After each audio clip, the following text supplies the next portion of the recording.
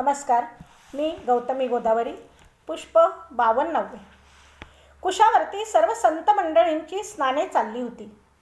कुणी विठ्ठलाचा जयघोष करीत होते, तर कुणी रामकृष्ण हरीचा जप करीत होते. नामदेव महाराज, गोरोबा काका, चोखोबा, विसोबा आदी संत मंडळींसह निवृत्तीनाथ त्र्यंबकेश्वरी आले होते. संत मंडळी नामस्मरण करीत होती, पण कुणाचेच मन थाऱ्यावर नव्हते. आणि एरवी संत सज्जनांना पाहून माईला होणारा आनंद आज जणू तिच्यावर घुसला होता. कुशावर्त भकास दिसत होते.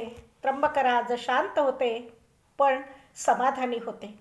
कदाचित त्यामुळेच माई अस्वस्थ दिसत होती. ज्ञानदेवांच्या संजीवन समाधीचे वृत्त कळले. त्र्यंबकराज शांत, माई मात्र अशांत.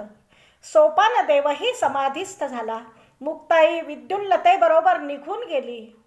त्र्यंबकराज शांत आणि माई मात्र अशांत. आणि आता हा निवृत्तीनाथ उद्या तेच करतोय, तरी त्र्यंबकराज शांत. प्रभू, मला पृथ्वीवर राहायचे नव्हते, तेव्हा कर्मयोग कर, जगाचे कल्याण कर, मानवाला स्थैर्य दे, संस्कृती उभी कर. काय काय मोठे शब्द वापरलेत. आणि आता जी मुलं विश्वात्मक देवाला आवाहन करून जो जे वांछील तो ते लाहो सारखी दिव्य मागणी करतात, ज्यांच्या वाणीत हजारोंना कर्मप्रधान, भक्तिप्रधान आणि ज्ञानवान बनवण्याची शक्ती आहे, संस्कृती उभी करण्याची शक्ती आहे, त्या मुलांचे वेळेआधी जाणे. निवृत्ती बोलून मोकळा झाला. ज्येष्ठांच्या आधी कनिष्ठाने जाणे, केले नारायणे उफराटे. उफराटे फार कळले से मनी, वळचणीचे पाणी आढ्या गेले. आणि स्वतः काय करतोय? अरे मुलांनो, तुम्हाला कळत कसे नाही रे? मी जशी स्थावर गंगा आहे, तसे तुम्ही जंगम गंगा आहात. मी जे करते तेच तुम्ही सुद्धा करताना रे. मी शरीराची तृष्णा भागवते, तुम्ही मने शीतल करता. मी जमीन सुपीक करते, तुम्ही बुद्धी सुपीक करता. जिथे मी असेन तेथे मानव वसाहत उभी करतो. जिथे तुम्ही असता तेथे संस्कृती नांदते.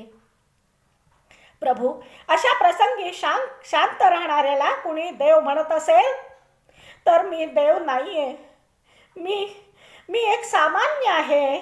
मी आई आहे, फक्त आई. ए निवृत्ती, ए बाळा, ऐक ना रे. अरे तू तुझी 100 वर्ष पूर्ण कर, नंतर मी तुला नाही थांबवणार. पण असा अकाली जाऊ नको रे. माईला अश्रू आवरेनात, पण जलरूप माईचे अश्रू ही जलरूपच ना. निवृत्तीनाथांसह संत मंडळी त्र्यंबकराजाच्या दर्शनास निघाली होती आणि माई मात्र आक्रोश करीत होती. अचानक निवृत्तीनाथ महाराज एकटेच आले. कुशावरती उतरले आणि जलाच्या तळाशी गेले. पद्मासन घालून यौगिक सामर्थ्याने ध्यानस्थ झाले आणि आपल्या माईला समजावू लागले. माई, लाखो जीवांचा उद्धार करणारी तू या निवृत्तीसाठी आक्रोश करतेस, स्वतःला सामान्य म्हणवतेस. धन्य झालो माई, मी धन्य झालो. आता आणखीन काय मिळवायचे राहिले? माई, आम्ही तुझी काय बरोबरी करावी? यावत चंद्र दिवाकरो कर्मयोग करणारी तू आम्हाला जंगम गंगा म्हणतेस. किती मोठं करतेस तू माई आम्हाला. जन्मजन्मांतरी तुझ्या आशीर्वादाने विकसित होत इथवर आलो आणि आता जरी निघालो तरी ते काय कायमचे? अगं, ज्यावेळी महादेवांच्या मनात येईल तेव्हा क्षणाचा विलंब न करता धाडून देतीलच की तुझ्या कुशीत. आणि हे काय मी तुला सांगावे? तू सर्व जाणतेसच. हे त्रिकालज्ञानी, त्रिकालदर्शी, त्रिविध तापहरणी माते, आज तू फक्त आई आहेस ना, म्हणून आक्रंदते आहेस. पण माई, या देहाचे कार्य आत्तापुरते संपले आहे. त्र्यंबकराज मला साथ घालतायत. हे माई, तू आशीर्वाद दिल्याशिवाय हा निवृत्त होणार नाही. माई, ए माई, माई, अगं दे ना आज्ञा. आणि माई हरली. आनंदाने हरली, प्रसन्न होऊन हरली आणि आशीर्वाद देती झाली, चिरंजीव भव. एव्हाना संत मंडळी निवृत्तीनाथ महाराजांना सगळीकडे शोधून कुशावरती आले. तोच निवृत्तीनाथ महाराज कुशावर्तातून बाहेर येत होते.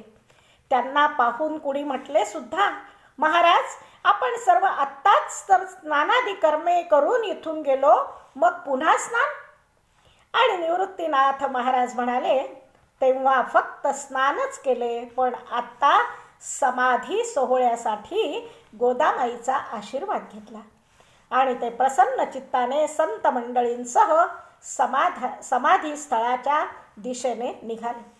त्यांच्या पाठमोऱ्या आकृतीकडे पाहताना मात्र माईच्या नेत्रात अश्रूंनी गर्दी केलीच. धन्यवाद.